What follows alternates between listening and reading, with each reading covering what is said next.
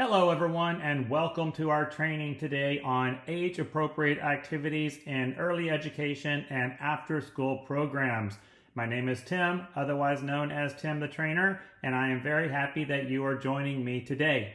Before we get started, let's just go over a couple of training tips to help you be successful with this training and all of the trainings that we offer here at timthetrainer.com. First off, this training has been approved by the Texas Early Childhood Professional Development System, otherwise known as TechPEDS. So make sure that your personal TechPEDS ID number is on your Tim the Trainer portal before you complete your assessment for your certificate. That way, your certificate for this course will automatically be uploaded into your personal TechPEDS account. If you have any questions about this training today, there are 3 different ways that you can reach out to me. In the upper right-hand corner of our website, you can send me a direct message. You can call us, or you can email any questions that you have about this training or any training that we offer.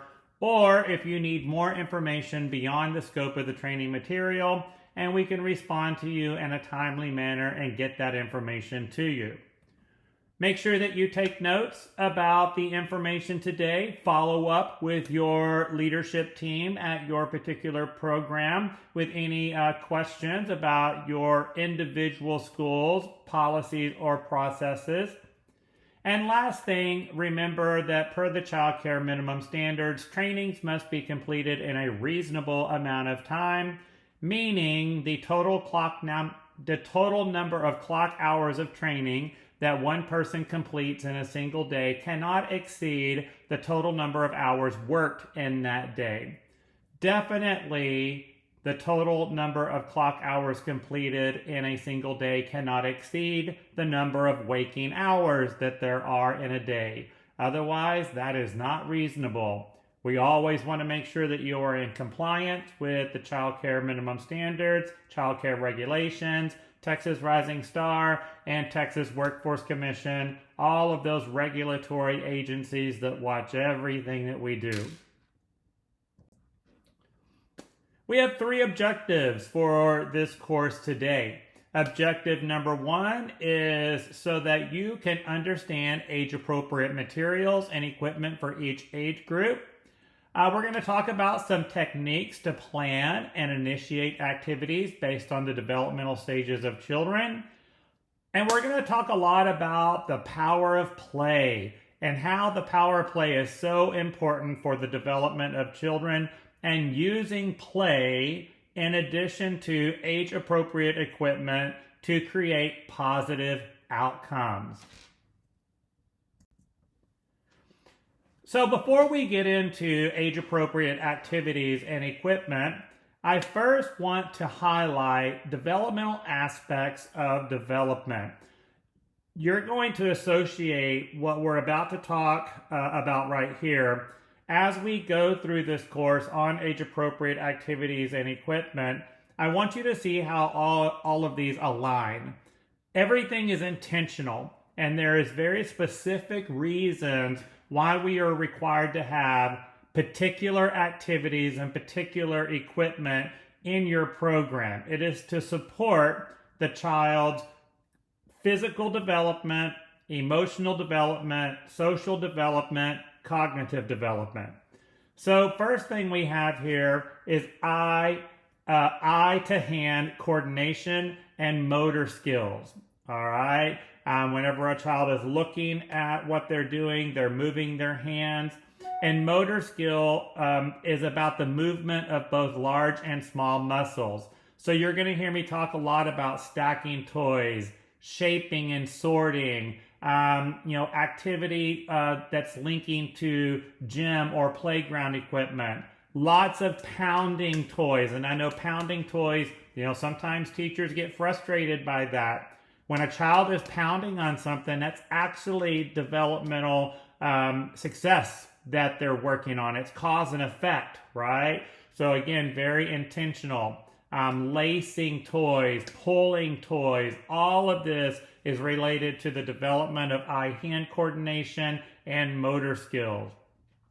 We also talk a lot about thinking and creative skills. It's about activating the higher centers of your brain, your prefrontal lobe, building those executive functions. Now remember, when we talk about executive functions, it takes 24 years to fully develop our 12 executive functions in the higher centers of our brain.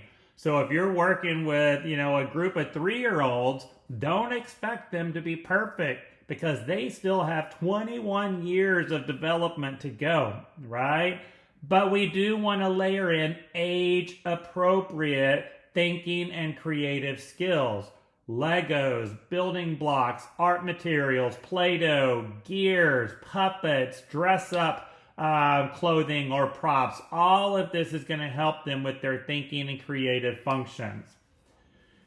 We want to start introducing mathematical thinking skills. So for your older children, games like Monopoly, construction toys, pretend and play, calculators, cash registers, all of this stuff that we see in our Dramatic Play Center links also back to mathematical and thinking skills. Logical deduction skills, again, a game like Clue, checkers. Like I mentioned earlier, we also really want to put a focus on how play is a huge part of age-appropriate activities. One of the most important things that we can do in our early education classrooms is to play, right? So that imagination piece, pretend play, doll houses, all of this is really important for you to consider. Problem-solving skills, we're going to talk about puzzles and the size of puzzles that you have with each particular age group. Lots of brain teasers, brain games, lots of stuff. Once again, to get oxygen to the brain, to keep the children moving. And that helps us with problem solving and retaining that information right there. Developing self-confidence. This is a big part of early education. It's the power of encouragement right here. So we'll talk about age-appropriate outdoor activities, roller skating with pads and knee pads and helmets, age-appropriate scooters, strengthening those social skills. It's the pro-social behavior that we want to support as children are beginning to form friendships in their program. So pretend play with other children, age-appropriate and developmentally appropriate sporting activities when the child is ready for those. And then you're going to see a lot about physical fitness in here. We do have standards and regulations that require moderate to vigorous active play, both indoors and outdoors, using small and large muscles. So every age group that we talk about, we're going to talk about physical fitness. So lots of different age-appropriate sports, hula hoop, ball hopping, those type of things. Let's talk about age-appropriate curriculum. In a developmentally appropriate environment, the teacher is engaged in the learning process. He or she is at the child's eye level, showing respect, showing compassion, showing empathy, using the child's actual name instead of nicknames, asking open-ended questions, seeking to understand the child's thinking. If you have a moment, check out our training on engagement techniques in the classroom that's located on our website.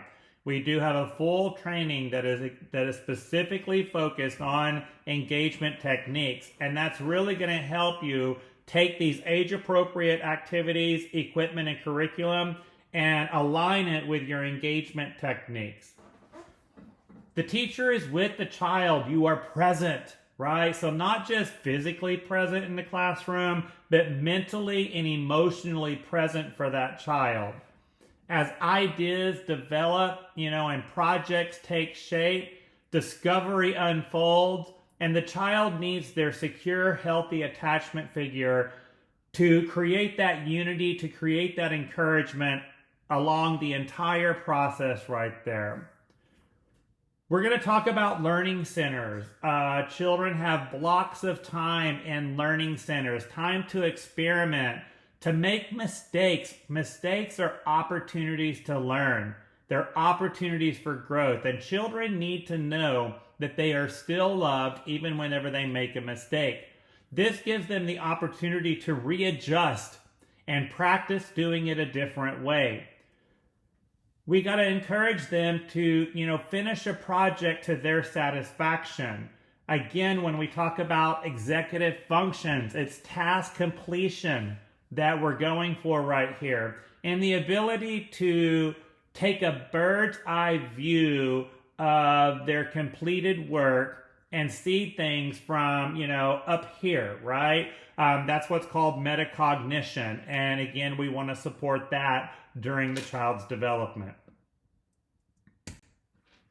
I wanted to throw just a really quick slide in here just to talk about a daily schedule, all right? Before you go into any classroom, before you take on any job assignment, you always want to make sure you're taking a really close look at the daily schedule for that particular group. Children must have structure, they must have routine, they must have predictability. And it is your responsibility as the classroom teacher to establish these things, right? Now, if you're a brand new employee and you're just coming into your school, the thing I like to remind people about structure and routine is that when a teacher leaves, they take structure and routine with them. It is up to each individual teacher to create their own version of structure and routine. You can't expect a previous teacher to leave this behind, right? People always say, when they're starting a new job, it's like, well, this classroom that I was assigned to, there's no structure, there's no routine. And I'm like, yeah, because the previous teacher took it with them, okay? So when you're first coming into a classroom, this has got to be one of your first priorities, not just getting to know the children individually, but establishing your structure and routine with them. So let's take a look at what needs to be included in that daily schedule. A balance with activities considering the child's total experience. We want our daily schedule to be posted. I like to post it both inside and outside of the classroom, both written and with visuals, all right? Using real life pictures of the children that are currently in that classroom, showing what's going to happen throughout the day. And make sure that this is posted at the child's eye level. This is a technique that we use called MAP, M-A-P, which stands for model, add visuals, and practice. So lots and lots of real life pictures right there. Again, we want to encourage open-ended conversation. So time is set aside each day to discuss what happens before, during, and after an activity. The reflection time in a classroom is one of the most important times. All right? So you're constantly going to be having those positive, optimistic, open-ended conversations about reflection. Child care regulations does require us to take children outside every day that weather permits. Whenever you are unable to take children outside, you do need to supplement moderate to vigorous active play in the classroom. So just because you can't go outside doesn't mean no physical activity takes place that day. It is up to you to plan in advance those moments where when you're unable to go outside, you need to have physical activities ready to go. All right, so the children are not expected to wait or sit or be idle. It is important for children to have both quiet and active play throughout every single day. Once again, that balance of large and small muscle activities every single day. And more than one option for grouping, such as individual play, small group, large group. Also, keeping in mind ratios in group sizes, infants and toddlers are not expected to participate in larger groups. That could create a compliance issue. Could also develop safety issues right there. And in that balance of child-initiated and adult-initiated activities. So time spent in large group. Teacher-initiated activity is limited. We want to encourage the children to have that task initiation, which again is an executive function.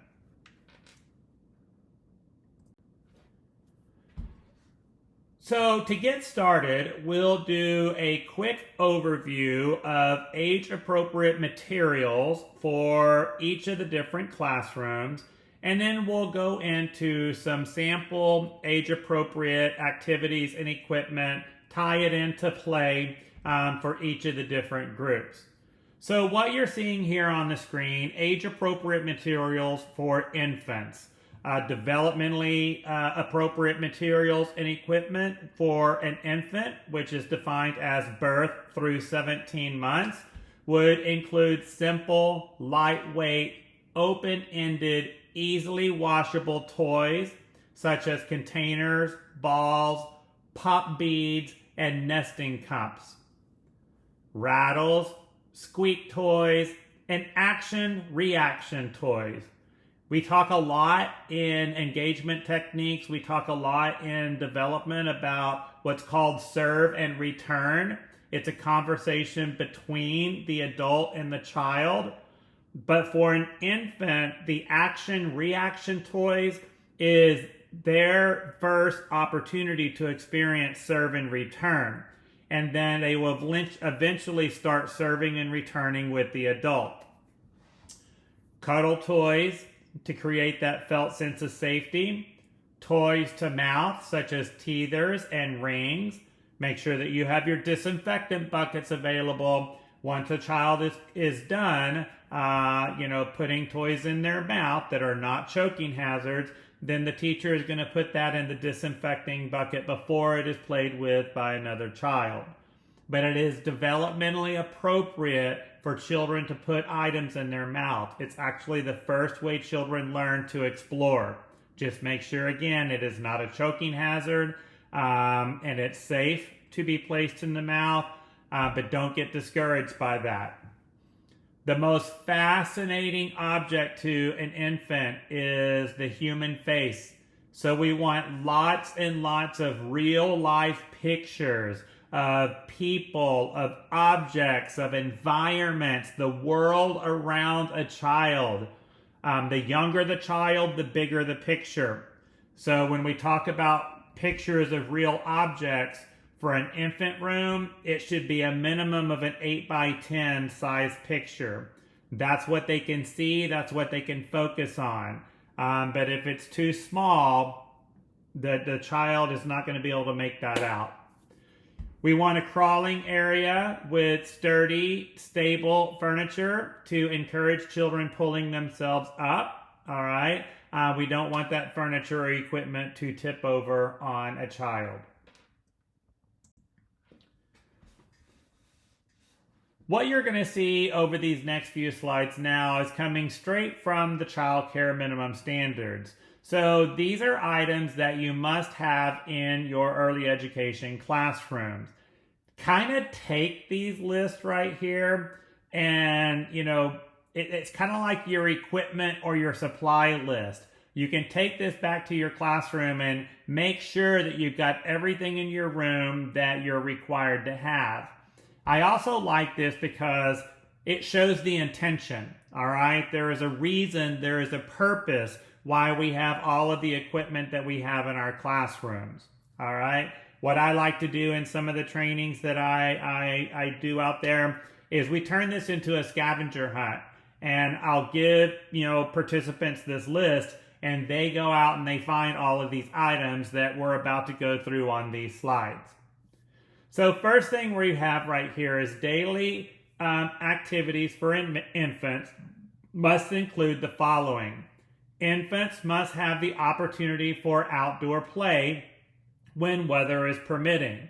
Now for an infant age group, again, birth to 17 months, you're going to take the children outside for the amount of time that can be tolerated by the individual child.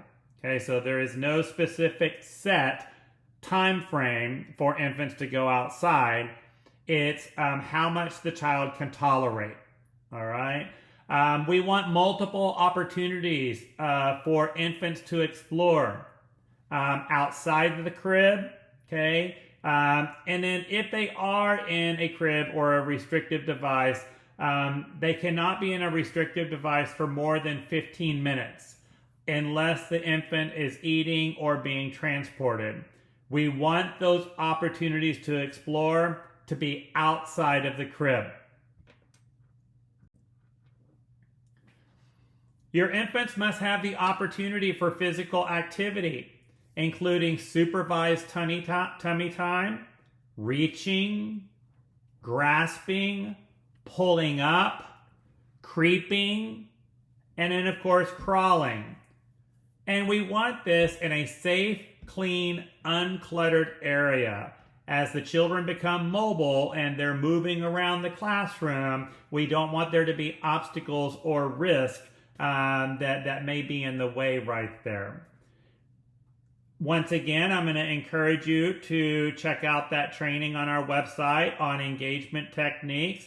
As children are learning to explore their physical surroundings, they need you to be down at their eye level, down on the floor, engaging with them, encouraging them, repeating sounds, being very animated. Okay, you're starting that process of play. Opportunities for visual stimulation through nonverbal communication. Large pictures of faces and familiar objects. We've already talked about that one. Simple, soft, washable toys and books. I like it when you make your own books in the classroom, especially for the infant classroom. You can do this in a safe manner by getting pictures, laminating them, making sure that the edges are rounded, but they love to see the real life pictures rather than something that is store-bought. Unbreakable mirrors so that they can discover themselves. And in mobiles attached to the crib, visible from the baby's position. Needs to be outside of the crib, kind of hanging over it to meet standards and regulations. But again, that visual stimulation is going to be important for them. And then instead of having just plain white or plain baby blue or pink sheets, brightly patterned crib sheets also is really good for visual stimulation. Opportunities for auditory stimulation, such as verbal communication between the adult and the child. Does not matter how young the infant is. You start talking, you start singing, you start reciting poetry. All of these fantastic verbal communication skills right there in the infant room. Soothing music. We don't want it too loud. I know a lot of you like to have the sound machines that are in the infant, toddler classrooms. Parents may want to bring in sound machines. Y'all, the volume needs to be soothing, not too loud, all right? So many times I walk into infant classrooms and those sound machines are way too loud. Has to be soothing, all right? Musical and sounding toys, once again, we want the action-reaction right there.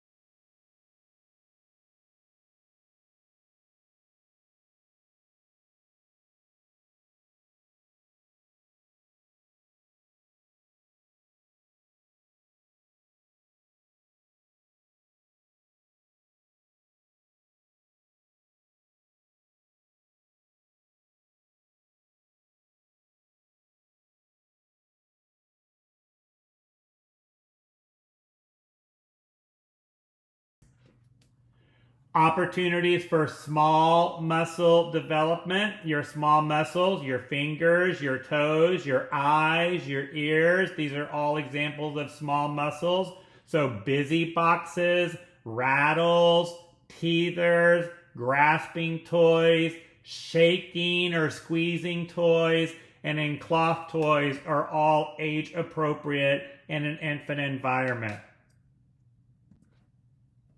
Opportunities for large muscle development. So these are your arms, these are your legs, this is your torso.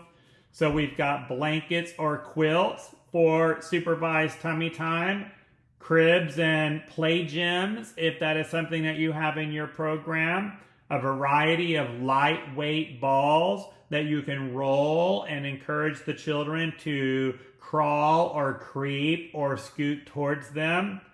Pillows or supportive equipment for those learning to sit up. Now, don't just take an everyday household pillow and put it in your infant room. That is not safe and it's not appropriate for the child, but it needs to be a pillow or a cushion that is specifically manufactured for infants and their large muscle development.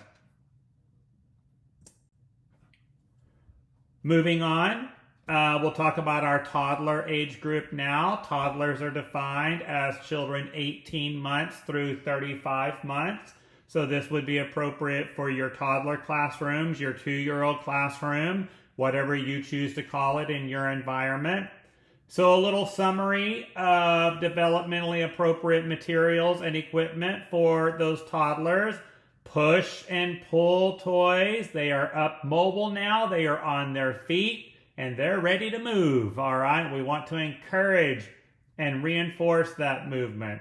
Sturdy picture books, because remember, they're also in this stage where they're going to want to rip and tear and dangle. All right. Remember, we have to teach them and we have to practice the appropriate way of handling books, right?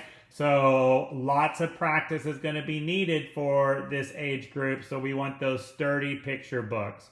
Again, if you are willing to make them yourself, I think that's phenomenal right there. Toys for pretending, such as age-appropriate phones, baby dolls, stuffed animals, these type of items. Large paper and crayons so they can scribble. And scribbling is what is appropriate for this particular age group. Once again, sturdy furniture. Even though they are up and standing and walking, they still need adequate support. They're still working on balance, all right? Sand and water toys, manipulatives that are age appropriate and manufactured specifically for an 18 to 35 month age group. Stacking toys, large wooden spools, beads and cubes that are not choking hazards. Pounding bench. Pounding is another way that children learn to explore. So don't get frustrated by the pounding. They're doing exactly what they're developmentally supposed to be doing right now. Okay? Simple puzzles that we want as well. So let's kind of break this down and look at each of the developmental domains for the toddlers. Toddlers must have opportunities for outdoor play, weather permitting. So if you are a full-time program that is 60 minutes a day, you can break that down to 30 minutes in the morning, 30 minutes in the afternoon.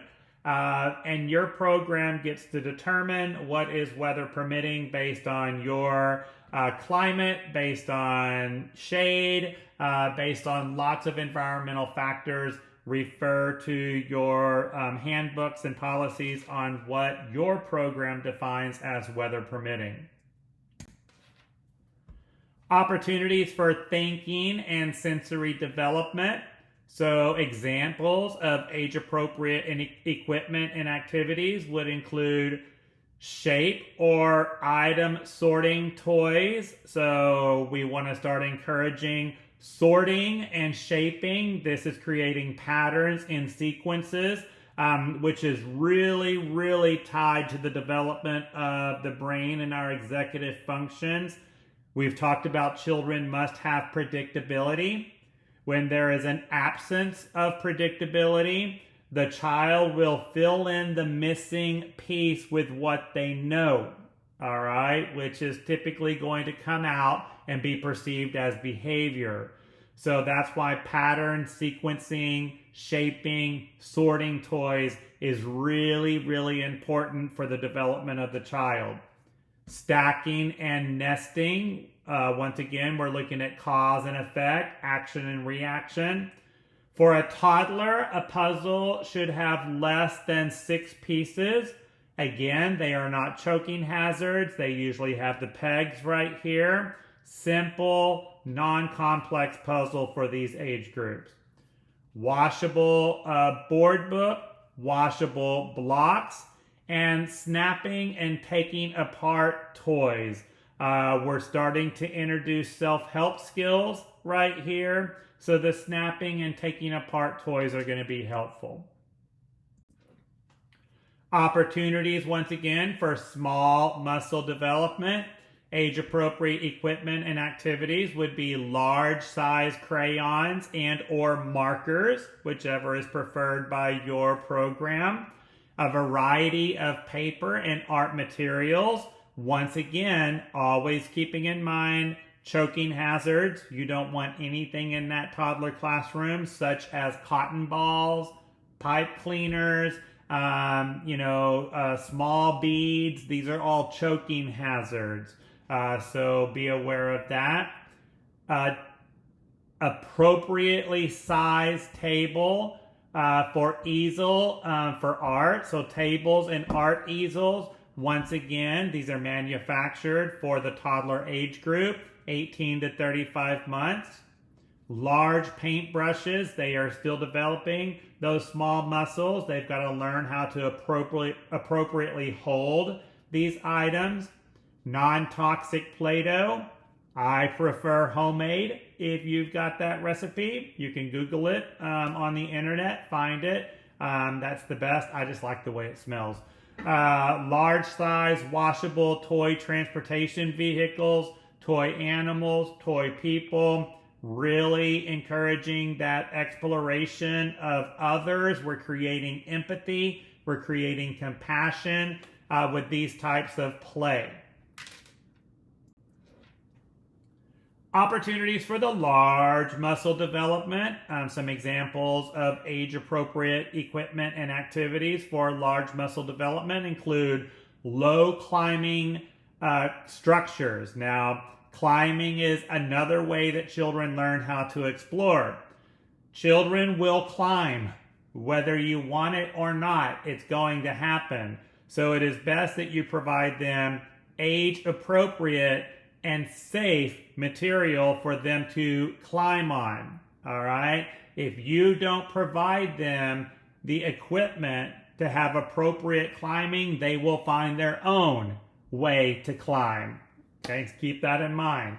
Small riding toys, toys for pushing and pulling, a variety of lightweight balls for indoor and outdoor play, and rhythm instruments. We're starting to learn auditory discrimination right here. So, I know that sometimes teachers are like, oh, they're driving me crazy, and they put the rhythm instruments away. Bring them back out. Bring them back out. All right? That auditory discrimination is really important for children to learn. We got opportunities for moderate to vigorous active play, both indoors and outdoors.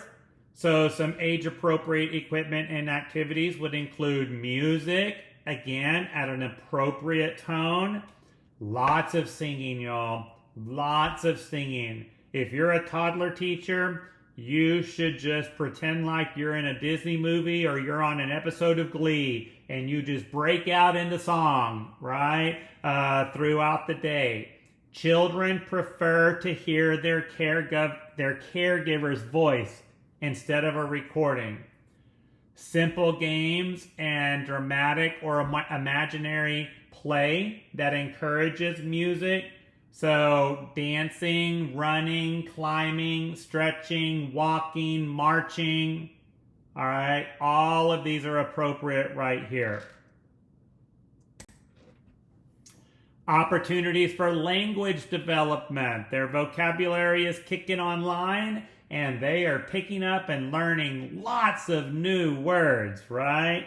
So again, your engagement and your play, a lot of describing, a lot of introducing simple new words to the children.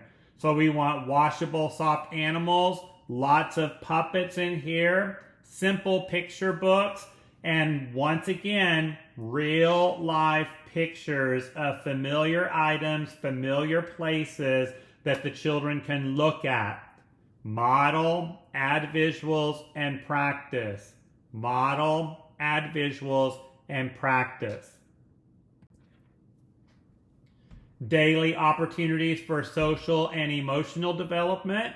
So examples of age-appropriate equipment and activities include dress-up clothing and accessories, housekeeping equipment, unbreakable mirrors so that they can see themselves, washable dolls with accessories, all right?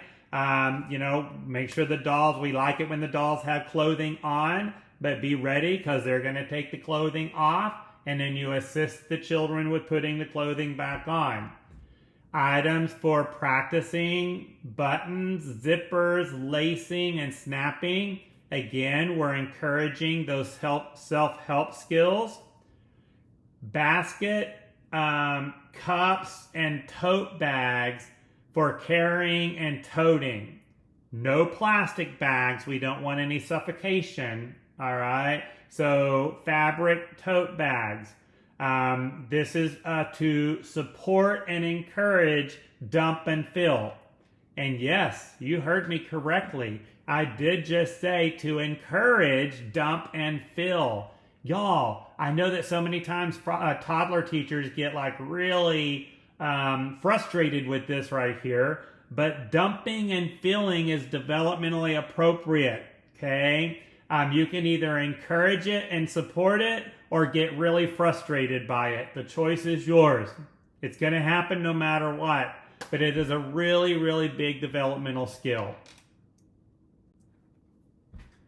Opportunities for self-help skills. So toileting, hand washing, and self-feeding. And again, these are skills that they are just learning. They are skills that have to be practiced. Practice. Lots of encouragement. They need to know that you have their back. Okay? So your composure, your self-regulation is going to be important when supporting self-help skills. Your state dictates the child's state.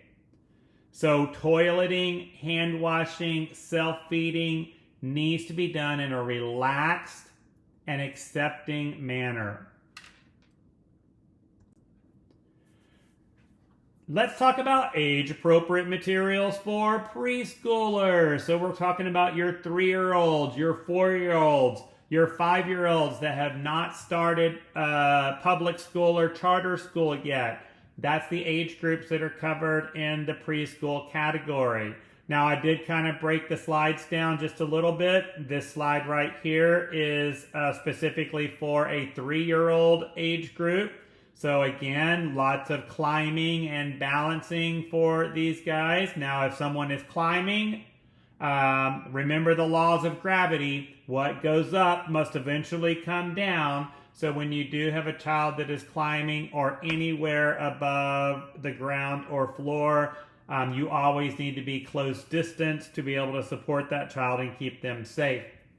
Puzzles and manipulatives, art material such as finger and tempera paint, crayons, safe scissors that are designed specifically for this age group, and paste, sand and water toys, unit blocks and accessories, picture books, audio recordings, musical instruments, dramatic play material such as dolls, dress-up clothes, and props, child-sized furniture.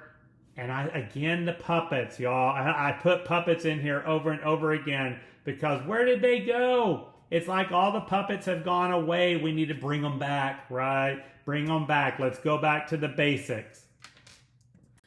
When we're talking about our 4-year-old children, our 5-year-old children, very similar list right here, very similar summary. So equipment for climbing and balancing, construction materials, so we're getting a little bit more complex now. Picture books for early readers. And focus on actually learning the alphabet and the sounds and being able to produce those words. A lot of times when we see picture books for early readers, the child is memorizing the story rather than problem solving and figuring out the words. So we want to focus on that. Musical instruments and recordings, writing and complex art projects.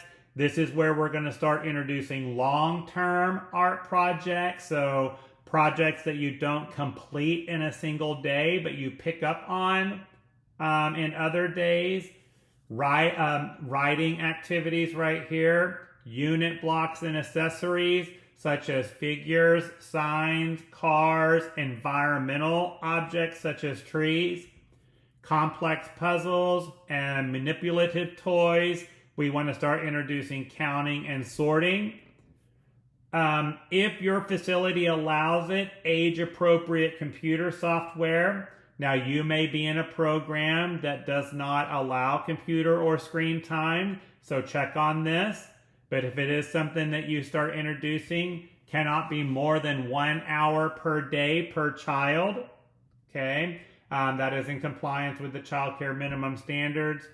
We want the dramatic play materials and props, and then we can start introducing board and card games.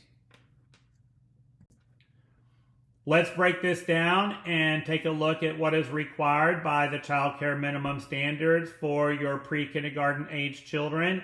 And again, we are discussing your 3-year-olds, your 4-year-olds, and 5-year-olds that have not started a public or charter school yet. Again, opportunities for outdoor play when weather permit. This particular age group is required to have 60 minutes of outdoor play each day. So if you want to break that down again, 30 minutes in the morning, 30 minutes in the afternoon, whatever works best for you and your program. Opportunities for thinking skills and sensory development. So some examples of age-appropriate equipment and activities would be sand and water play, unit blocks, framed puzzles with up to 30 pieces, a variety of stringing beads, and simple board games can be introduced at this age group. Opportunities for small muscle development. So some examples of your small muscle development for this particular group. Large non-toxic crayons, markers, if that is something allowed in your program, paint that is non-toxic, watercolors with various size brushes, adjustable easels, collage material, chalkboard and chalk, clay or dough with the tools. All right, that's an early reading skill right there to be able to use the cookie cutter and pull it away. Workbench and accessories, rounded ended scissors that are age appropriate for this age group, glue and paste, different types of music and videos. Once again, they prefer to hear your voice over any other type of recording. Rhythm instruments, and hey, I like it when you make your own rhythm instruments. That is so fun. I used to do that in the classroom all the time. We made our own rhythm instruments. I actually have some instructions on how to make rhythm instruments. If you're interested, shoot me an email, shoot me a message, and I don't mind sharing that with you. Finger plays, that is also really good, that the children perform finger plays for their fine small muscle development. Opportunities for large muscle development, so small wagons that they can push or pull. Lightweight balls of all sizes. They're still doing, for your 3-year-olds, they're using light balls of all sizes underhanded. Once you get to the 4 and 5s, overhanded throwing is introduced. Small wheelbarrows, because you're learning balancing along with pushing and pulling. Tricycles, make sure you've got your elbow pads, your knee pads, and your helmets. Push toys, swings, slides, climbing equipment, balance beams, hanging bars if allowed in your program. You might want to check with your policies and processes and compliances about hanging bars. And then outdoor building material. Opportunities for moderate to vigorous active play, both indoors and outdoors. So some examples for pre-kindergarten age children would be games such as tag or hot potato, dancing and creative movement to music and singing, and simple games and dramatic or imaginary play that encourages running and stretching and climbing and walking and marching. When you're stretching, you want to encourage them to go across the midline. Bilateral integration, using both sides of the body at the same time. All of this needs to be included. Once again, if you are unable to go outside, then you must supplement moderate to vigorous active play in the classroom. Pre-kindergarten age children must have 90 minutes of moderate to vigorous active play each day. So even if you're going outside for 60 minutes, all right, you have another 30 minutes of moderate to vigorous active play that has to be included indoors. So want to make sure that you're staying in compliance with that particular standard. Add some, 15 minutes in the morning, 15 minutes in the afternoon. Add some dancing, some movement, some yoga, some Pilates to make sure you're getting that full 90 minutes of moderate to vigorous active play. Opportunities for language development. So examples of age-appropriate equipment or activities for pre-kindergarten age children: flannel boards, puppets, and a variety of storybooks, written materials, stories on tape. Once again, I really like to encourage you to record your own stories on tape instead of buying these at the store. Have the teacher record their voice. Something else that I've done in the past that's been very successful: have your school-age children, the children that are in your after-school programs, record some stories that they are reading from books and play that for the younger children. Opportunities for social and emotional development. Examples of age-appropriate equipment or activities include dress-up clothing and accessories, mirrors, dolls, simple props for different themes, puppets, transportation toys, play animals, and table games. And y'all, this is probably one of the most important pieces of age-appropriate activities for pre-kindergarten age children. You want to put a strong focus on supporting social and emotional development for these children. So critically important right here. Opportunities to develop self-help skills. So we've got toileting, hand washing, returning equipment to storage areas or containers, and serving and self-feeding. Even in your pre-kindergarten age group, the children need encouragement and they're going to need practice on these self-help skills, all right? Y'all, this is not fully developed yet. It's not developmentally appropriate for this to be fully developed yet. So your encouragement, your composure, all right, is going to be really important to set the children up for success.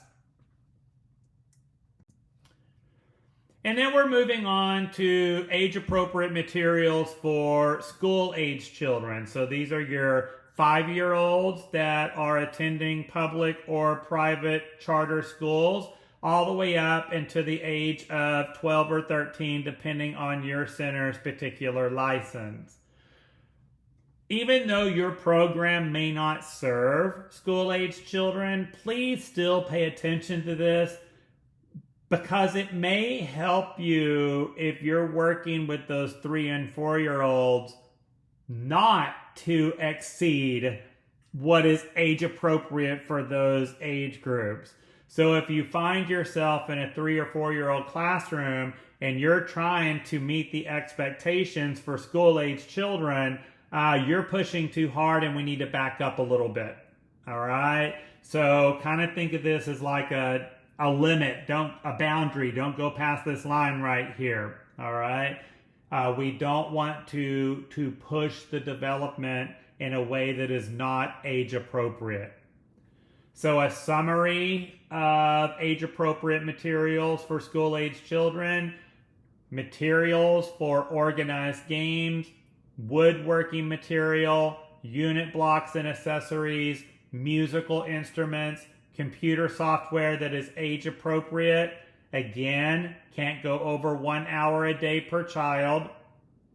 Board and card games, jigsaw puzzles, materials for hobby and art projects, science projects and materials, cooking projects, dramatic play, and in complex manipulatives, connecting or interlocking. Going through the expectations from the Child Care Minimum Standards, activities for school-age children must include study time for those children who choose to work on homework assignments. Now, I always encourage you to put this in your parent policies, that you will provide time and space for children to work on their homework. But it is still the parent's responsibility to check this when they get home. Your program should not be held responsible for the completion of that homework and how well it's done. That is still the responsibility of the parent. You are simply providing time and space for this to be done. School-age children must also have opportunities for outdoor play when weather is permitting. Opportunities for thinking skills and sensory development. So examples of age-appropriate equipment or activities for your school-age children: sand and water play, construction material and blocks. At this point, we can have puzzles with 50 or more pieces, pattern-making materials such as wood, paper, plastic, beads, ceramic tiles, cloth or cardboard, games that contain rules and require some skill or strategy. Children are not ready for what's called the sports-related movement phase of development until the average age of 7. So kind of keep that in mind right there. Specific skill development, such as rulers, tape measures, telescopes, weather observation equipment, models of the solar system, and microscopes. Age-appropriate books and age-appropriate magazines are fantastic in after-school programs. Opportunities for small muscle development include art and craft materials such as paints, markers, colored pencils, crayons, clay, weaving or braiding materials. And once again, really focus on long-term projects, not just short-term projects. Long-term projects are going to get the children excited about returning to your after-school program every day. especially when there's pride in the accomplishment that they're making. Music and musical instruments of all types, puzzles and interlocking building blocks. Opportunities for large muscle development in an after-school program include balls and sports equipment. So again, more complex sports-related items, kickballs, baseballs, soccer balls, basketball, skates, horseshoes, always keeping safety in mind and looking at the skills and the development of each individual child on their safety practices for this type of equipment. Riding equipment such as kick scooters, skateboards with the knee pads, the elbow pads, and the helmets. Outdoor and gym equipment such as slides, swings, climbing apparatuses, and upper body equipment. Opportunities for active play, both indoors and outdoors. So some age-appropriate examples for your school-age children. Tag, Simon Says, lots of dancing and creative movement to music and singing. I know that in my after-school programs, man, there was a dance party every single day. Those kids love to have their dance party. Just make sure that it's age-appropriate. All right, so we're going to have to monitor that. Simple games and dramatic or imaginary play that encourages running, stretching, climbing, and walking.